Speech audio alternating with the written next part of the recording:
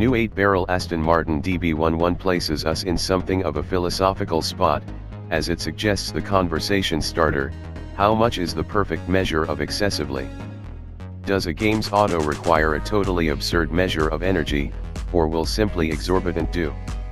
With due respect to Mark Donahue's oft-cited statement that pointlessness would arrive just with the capacity to turn all wheels in each apparatus, this littler motor form of Aston's car puts forth a brilliant defense that scaling down can have an upside.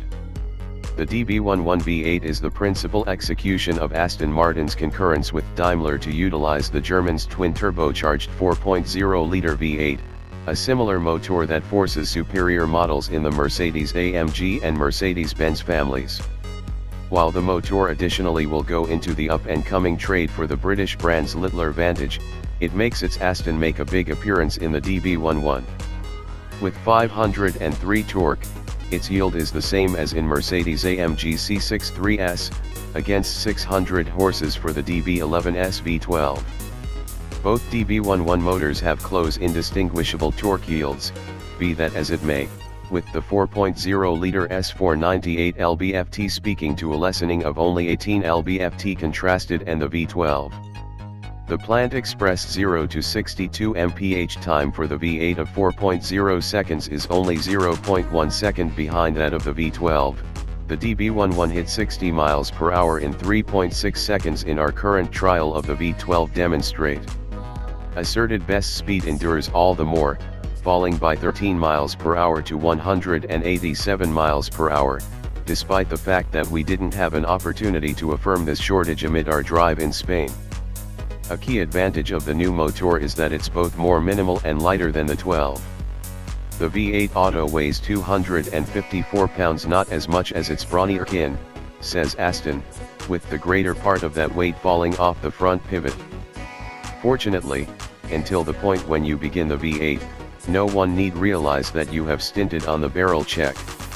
Just the most keen eyes will have the capacity to detect the distinctions that recognize the V8, dull headlamp bezels, new wheel completions, and 2 air vents on the long hood rather than the V12 S4. In each other respect it seems to be indistinguishable, with the same solid outline, dazzling profile, and perfectly custom-made lodge, the last profiting by a Mercedes-based infotainment framework.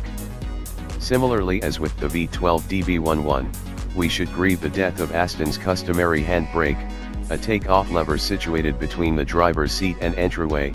Now there's only a boringly regular, switch-controlled electric stopping brake. What's more, in spite of the fact that contraption-cherishing MI6 agents may welcome the mechanized cubby that sits between the front seats, which appears like an entirely decent size for a Valter PPK, sitting tight for it to control open or shut is extensively less helpful than a manual slider would be. The sound and the fury. Any questions about which power plant your Aston has sent with are dispersed the minute the V8 flames to life.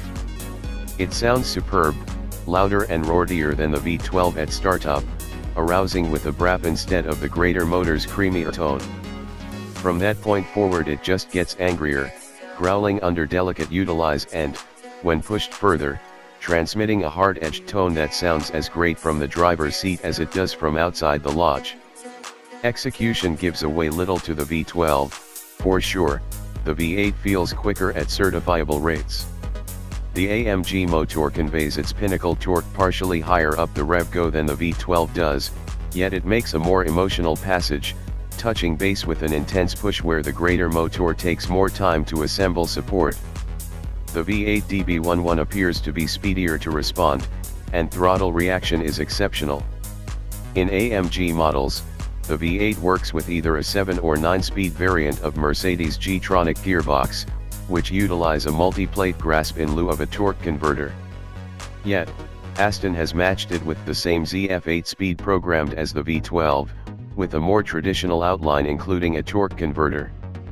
Fears that this transmission would neglect to get along with the profoundly hung motor soon turned out to be lost. The absolute most noteworthy part of the powertrain is the means by which incorporated the two feel.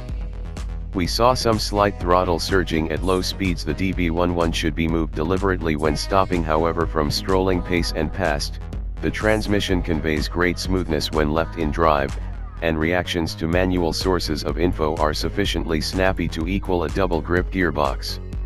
The motor's punchy torque conveyance additionally kept the strength control occupied on the curving and wet streets in the Spanish Pyrenees. Upon the arrival of our drive, the rain in Spain fell for the most part on the mountains. Yet, the conditions additionally demonstrated the principle adjust of the case to be close flawless, with front and back hold levels that enable the enormous car to feel coordinated without getting to be plainly terrifying. The strength control can be completely crushed, yet by means of a convoluted procedure through a submenu chose with the controlling wheel control switches, yet it feels bounty energizing even with the gatekeepers on obligation, especially in its most forceful Sport Plus mode. The decrease in mass over the front hub can be felt. It's not as though the V12 DB11 feels like a late 1970s Cadillac Fleetwood, yet the V8 Auto is particularly fleeter of foot. While directing data sources yield solid and positive reactions and there are only 2.4 swings bolt to bolt, the guiding wheel itself feels excessively enormous for hustling. The V8 DB11 may be basically intended to go visiting excellently, however it can pass marshal as a games auto.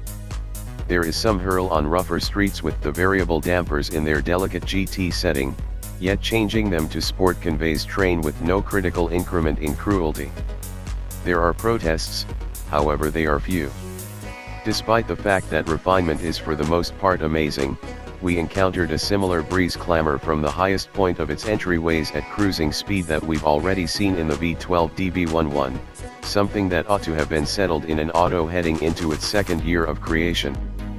While the Lodge is a tremendous change over more established Astons, a portion of the switchgear still feels somewhat plasticky, the prime case being the flip switches on the directing wheel that select the powertrain and frame modes. Little savings. Given the cost of a DB11, the $17,500 investment funds that originates from choosing the littler motor isn't an especially tall load of beans. 10 seconds with the choices run down could more than wipe it out. Be that as it may, there are reasons other than cost to pick it, and not only the negligible fuel funds. The V8 model may have less power and a lower top speed, however it offers at any rate as much character as the V12 while honing whatever is left of the driving background. Generally speaking, we'd say the decision between the two is superbly adjusted.